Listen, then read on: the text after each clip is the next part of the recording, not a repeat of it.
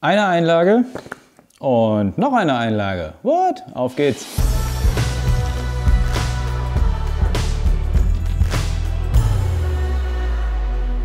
Wenn ihr Abonnenten unseres Kanals seid, dann könnt ihr immer mal wieder abstimmen, welches Thema als nächstes drankommen soll. Und diesmal ist die Wahl auf die Zehenspreizer gefallen.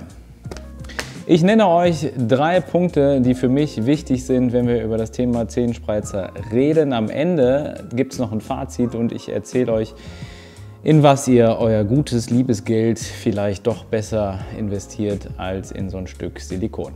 Punkt Nummer 1.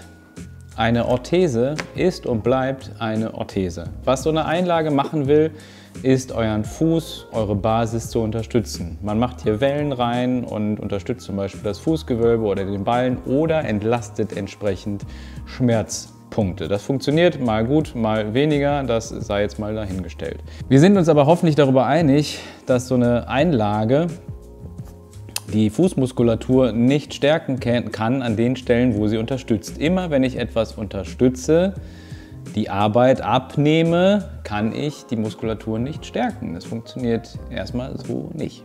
Gleiches gilt für so einen Zehenspreizer. Die breite Form der Zehen, also die Aufspreizung der Zehen, die kommt vor allem aus den Abduktoren des großen und des kleinen Zehs. Die machen vorne den Fuß breit und ziehen die Zehen auseinander. So ein Zehenspreizer will ja erstmal vor allem großen und kleinen Zehen auseinanderdrücken durch diese Kammern hier. Setze ich den also drauf auf meinen Fuß, werden die Zehen nach außen abgespreizt und die Arbeit, die die Abduktoren eigentlich machen müssen in der Bewegung, den großen Zeh abspreizen und den kleinen Zehen abspreizen, müssen sie jetzt nicht mehr aktiv machen, denn sie werden nach außen rausgedrückt. Ich habe das zwar früher auch gedacht, vor 6 Jahren, als ich mit dem Barfußthema angefangen habe, professionell zu arbeiten, das sei eine gute Idee, dass man die Zehen aufspreizt und dann quasi die Muskulatur in Balance trainiert.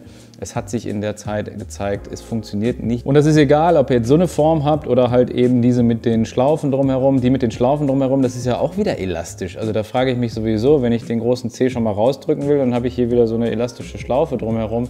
Wie in aller Welt soll der große Zeh denn rausgedrückt werden, wenn er gleichzeitig auch wieder zurückgezogen wird? Also das finde ich sowieso unlogisch. Punkt Nummer 2. So ein Zehenspreizer, vor allem hier so ein Corrector, der schränkt die Bewegung der kleinen Zehen ein. Ich habe ja schon mal in einem Video zuvor über die Beweglichkeit bzw. die Funktion der kleinen Zehen gesprochen und welche Bewegungen sie ausführen sollen. Und ihr erinnert euch vielleicht an diese Gecko-Haltung, dass die hinteren Gelenke sich so aufstellen und vorne im Gelenk diese Rille entsteht. Diese Bewegung ist dadurch, dass es diese Kammern hier gibt und vor allem hier oben Material gibt und hier hinten am hinteren Teil der Zehen Material gibt, eingeschränkt. Die kleinen Zehen kommen gar nicht in diese Gecko-Haltung oder diese Treppenhaltung, beziehungsweise nur erschwert. Also es ist, als wenn ihr einen ganz, ganz flachen Schuh anhättet und die Zehen sich gar nicht vernünftig aufstellen können, insbesondere in der Abdruckphase. Und der dritte Punkt: ein Zehenspreizer stört die sensomotorische Wahrnehmung. Jetzt gab es tatsächlich eine Studie, die man mal gemacht hat, wo man Probanden 4 Wochen lang Barfußschuhe und so Correctors angezogen hat, eine Kontrollgruppe nur Barfußschuhe und eine dritte Gruppe keine Veränderung getätigt hat, und die sind 4 Wochen lang in diesen Konditionen rumgelaufen, und dann hat man am Ende geguckt, wer mehr Stabilität hat und mehr Stabilität aus dem Fuß holen kann, und die mit den Correctors, die waren tatsächlich am besten. Aber auch die, die nur Barfußschuhe getragen haben, hatten eine signifikante Verbesserung. Die Verbesserung von den Correctors zu denen, die nur Barfußschuhe getragen haben, war nochmal signifikant erhöht. Man kennt aber dieses Phänomen auch aus vielen, vielen anderen Studien, dass durch das Tragen von Einlagen, ob es jetzt sensomotorische sind oder normale, sich auch die Stabilität oder die Balancefähigkeit dann in der Barfußkondition verbessert. Und das ist auch nicht ganz so verwunderlich, denn erstmal wird da ja was getriggert. Also man wird vermutlich einfach erstmal, bekommt eine bessere Wahrnehmung für seine Zehen und seine Füße.